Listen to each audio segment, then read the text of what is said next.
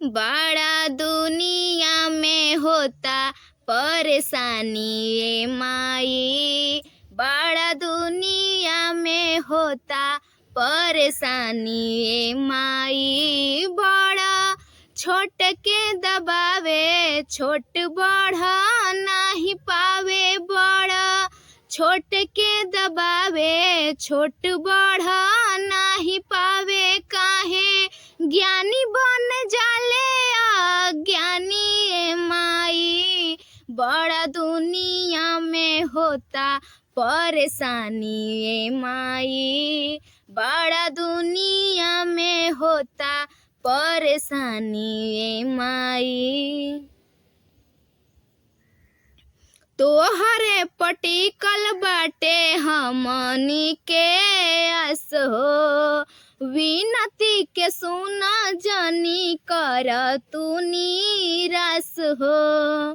तोहरे पटिकल बाटे हमनी के आस हो, विनती के सुना जानी कर तू निराश हो। कवनो रूप फेर धर आके पापा दूर कर,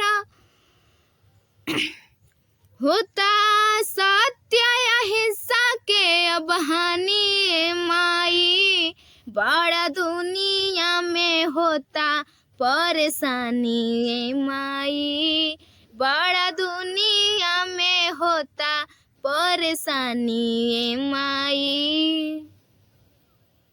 जब धरती पाप बढ़ी आइल बा, तब माई तोहरे चर्चा सुनाइल बा।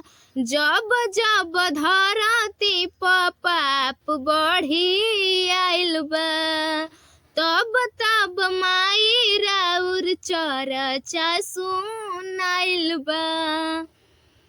केहू खाई खाई धरे केहू खैला बिना मरे, केहू खाई खाई धरे केहू खैला बिना मरे।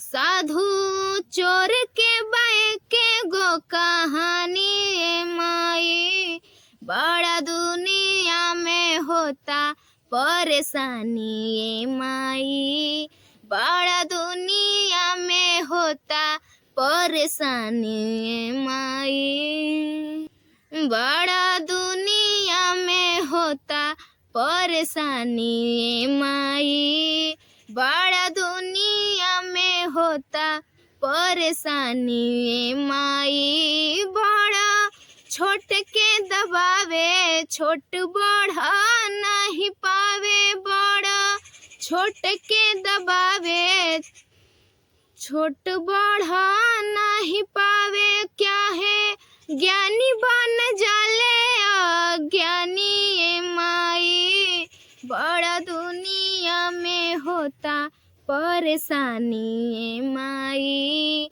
बड़ा दुनिया में होता परेशानी ए माई।